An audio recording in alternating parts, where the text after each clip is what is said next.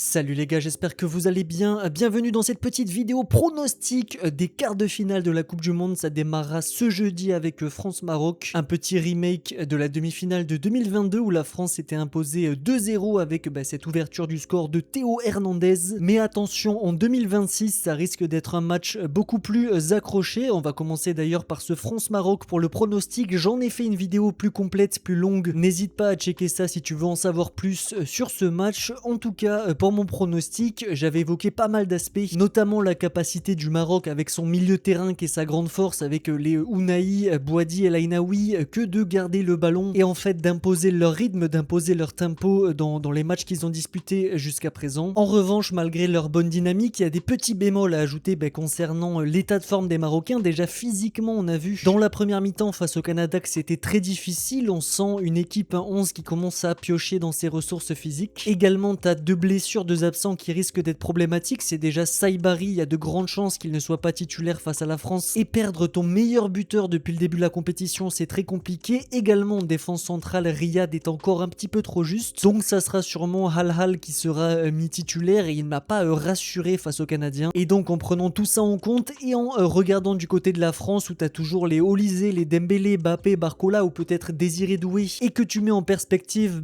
le secteur défensif marocain qui est un petit peu dépeuplé, plus la donnée physique qui vient s'ajouter au mix, ça fait que je suis pas forcément optimiste pour le Maroc. En revanche, côté français, il y a aussi une mauvaise nouvelle, c'est peut-être Aurélien Tchouaméni qui serait encore trop juste pour être titulaire. Donc est-ce que le double pivot Manu Koné-Rabiot a les armes pour dominer le double pivot marocain qui est composé d'Elainaoui Bouhaddi? Je pense que le Maroc aura la possession, je pense que le Maroc aura plutôt le contrôle du tempo de la partie. Malheureusement pour eux, dès la perte de balle, dès qu'il y aura des contre-attaques à jouer, j'ai peur que la France, avec leur efficacité, leur rapidité et leur qualité technique, fasse trop mal aux Marocains. Et j'ai le sentiment que si la France est efficace et si on n'a pas un Bounou qui sort le plus grand match de sa carrière, ça devrait le faire pour nos Bleus. Donc je mise sur un petit pronostic 3-2 pour la France, un match très ouvert. Mais malheureusement pour les Marocains, ce sont bien les Français qui passent en demi-finale. Et quel sera leur adversaire entre l'Espagne et la Belgique? Commençons déjà par les Espagnols qui font un tournoi très solide défensivement, la seule équipe qui n'a pas encaissé de but pour l'instant dans cette Coupe du Monde 2026. Après, tout n'est pas tout beau tout rose pour eux, il y a eu ce petit match nul en phase de poule face au Cap-Vert, également en huitième de finale cette victoire très poussive face au Portugal. Alors oui, t'as eu le contrôle de la balle, t'as plutôt eu le contrôle du match et les occasions, malgré tout t'as pas dégagé une sérénité absolue et je pense que si les Portugais avaient mieux géré, mieux exploité les espaces et les contres, avec aussi un Ronaldo qui était assez inutile, transparent, ça aurait pu tourner dans l'autre sens et les Portugais auraient pu s'imposer, mais c'est bien l'Espagne qui passe avec ce but tardif de Merino. Et donc même si l'Espagne est solide, même si l'Espagne est forte collectivement, j'ai toujours des bémols à ajouter, notamment la forme de Lamine Yamal qui est méconnaissable. Aussi le secteur offensif n'est pas super efficace. Si tu prends les Oyarzabal, les Baena, les Olmo, il y a beaucoup de situations d'occasion créées pour très peu de concrétisation. Après autre truc, moi la défense centrale, Laporte, Koubarsi, ça me rassure toujours pas, mais on les a pas encore vus en grande difficulté et donc est-ce qu'ils peuvent se faire piéger? Est-ce qu'ils peuvent se faire sortir par des Belges qui ont éclaté les États-Unis devant leur public? Quelque chose qui m'a fait très plaisir avec l'affaire de corruption, l'affaire Trump, la FIFA, Balogun qui a eu son carton rouge, en tout cas sa suspension annulée. Eh bien les hommes de Rudy Garcia sont venus apporter une forme de justice, mais maintenant est-ce qu'ils ont les armes pour faire beaucoup mieux et aller sortir les champions d'Europe en titre? Et franchement les gars, j'ai du mal à voir comment ce serait possible. Alors si on a des petits éléments qu'on pourrait mettre sur la table afin d'être optimiste pour la Belgique, déjà faudrait un très grand match de Thibaut Courtois. Faudrait aussi que le milieu de terrain ne se fasse pas submerger. Malheureusement t'as Onana qui s'est blessé et apparemment ce serait les ligaments croisés, donc il ne serait pas disponible pour ce quart de finale. Et ça pour moi c'est une très mauvaise nouvelle parce que un milieu de terrain avec Van Aken, Tielemans et Raskin, est-ce que c'est assez fort pour mettre en difficulté un milieu avec Olmo, Rodri et Pedri? Je pense que c'est le jour et la nuit. Également la défense belge est pas super rassurante. En revanche le secteur offensif, t'as des options. Alors les choix de Garcia ont été face aux États-Unis de mettre le trio de Cateller,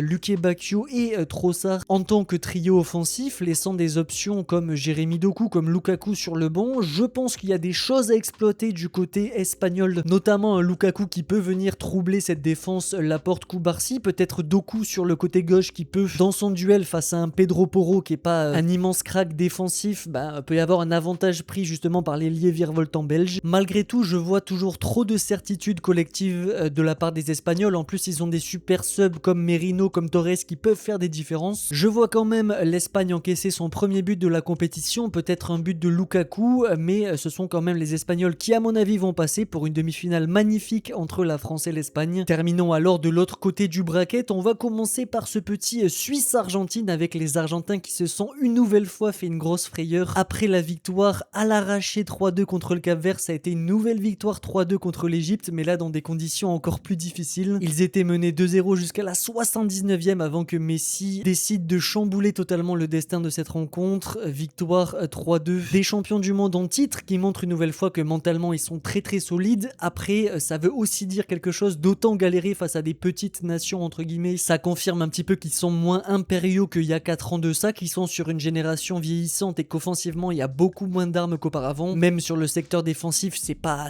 super solide, il y a beaucoup d'espaces qui sont laissés notamment en contre. Et en plus dans cette formation où il n'y a pas vraiment la possibilité d'exploiter les contres de la part des Argentins parce que le duo offensif c'est Alvarez-Messi, mais derrière t'as une ligne de 4 avec Paredes, McAllister, De Paul et Enzo Fernandez. Et donc on est sur des Argentins qui aiment bien gérer, qui aiment bien tenir le tempo des rencontres, qui aiment bien avoir le ballon, enchaîner justement les phases de jeu et se retrouver dans une situation axiale avec un Messi à la baguette et avoir en fait une forme de possession défensive qui leur permet justement d'avoir le contrôle sur les parties, mais ils ne sont pas totalement imperméables à la perte de balles. Et est-ce que les Suisses vont pouvoir exploiter ça? Moi j'ai quelques doutes, quelques bémols à ajouter sur ce propos. Perso, le Colombie-Suisse, qu'est-ce qu'il était chiant, 0-0 jusqu'au bout du suspense avant une victoire au penalty de nos voisins suisses. On a un gardien Kobel qui fait une super compétition et qui a été super clutch contre la Colombie jusqu'à la séance de penalty. Malheureusement pour les Suisses, leur petit crack, leur facteur X depuis le début de ce tournoi, le petit Manzambi sera toujours blessé, risque d'être absent dans ce match contre l'Argentine. Et en fait ça s'inscrit dans une dynamique où moi je trouve que les Suisses, oui, sont solides, oui, arrivent bien à gérer les rencontres et le ballon sont aussi assez solides avec un milieu tenu par un Xhaka qui est le vrai leader de cette équipe. En revanche, je trouve qu'ils sont super inoffensifs dès qu'ils ont des contres ou des situations à exploiter. Notamment, il y a un joueur moi qui me frustre énormément, c'est Dan Endoy. Le mec fait tout parfaitement, il peut dribbler 2-3 gars, mais dès qu'il se retrouve devant le but, il fait n'importe quoi. C'est vraiment un joueur super frustrant. En plus de ça, t'as un Mbolo qui est pas forcément en forme. Alors oui, face à la défense argentine qui est pas la plus rapide, il y aura peut-être des situations, des contres à exploiter, mais est-ce que la Suisse pourra comme ça d'un claquement de doigts devenir super efficace? J'en suis pas sûr. Donc je pense que les Argentins vont passer. Une nouvelle fois, j'imagine un arbitrage assez clément envers la bande à Messi, mais ça va le faire contre les Suisses qui sont quand même pas parmi les grands favoris de cette compétition. Et on va terminer peut-être avec le plus gros choc de ces quarts de finale avec le France-Maroc, c'est ce Norvège contre Angleterre. Des Anglais qui coup sur coup ont été miraculés, s'en sont sortis face au Congo et face au Mexique dans des matchs super serrés, super tendus, où la bande à Tourelle a montré une résilience à toute épreuve, alors que la Norvège, ils continuent leur petit bout de chemin en avançant masqué, en s'annonçant comme des petits outsiders, mais en battant la Côte d'Ivoire puis le Brésil. Va falloir commencer à prendre les Vikings au sérieux, et commençons par eux. D'ailleurs, moi j'ai été vraiment conquis par leur rencontre face aux Brésiliens, une équipe qui déjà a la qualité technique pour contrôler la balle, pour avoir un énorme volume de possession, notamment avec Berg et Odegaard au milieu de terrain. Techniquement c'est vraiment exceptionnel, et surtout devant ils ont un fou furieux, un Haaland qui peut toucher moins de 10 ballons par mi-temps, mais par contre dès qu'il a une demi-occasion il va te la mettre au fond. En plus j'ai bien kiffé l'adaptation tactique où à la mi-temps face au Brésil il a décidé de sortir ses deux ailiers, c'est-à-dire Nusa et Sorloth, pour les entrées de Schelderup et de Oscar Bob sur le côté droit, qui a totalement changé la dynamique et qui a très bien exploité justement la faiblesse du Brésil concernant leurs latéraux. Et donc est-ce qu'on va assister à la même chose face à l'Angleterre? Je pense que ça vaudrait le coup de laisser Nusa titulaire, mais de mettre effectivement Oscar Bob sur le côté droit. On sait que chez les Anglais, les côtés, les latéraux, c'est pas forcément le plus solide. En plus, t'as Kwanzaa qui a pris un carton rouge, t'as Reece James qui est toujours incertain. Donc on risque d'avoir des côtés avec O'Reilly et Spence. Bon, peut-être une faiblesse à exploiter. Également, on sait que les Anglais sont très forts sur coups de pied arrêtés, sont très forts aussi sur les centres avec des Kane, des Bellingham qui sont souvent à la réception, mais dans le domaine aérien, la Norvège nous a prouvé jusqu'à présent qu'ils savaient très bien, à la fois sur le plan défensif et offensif,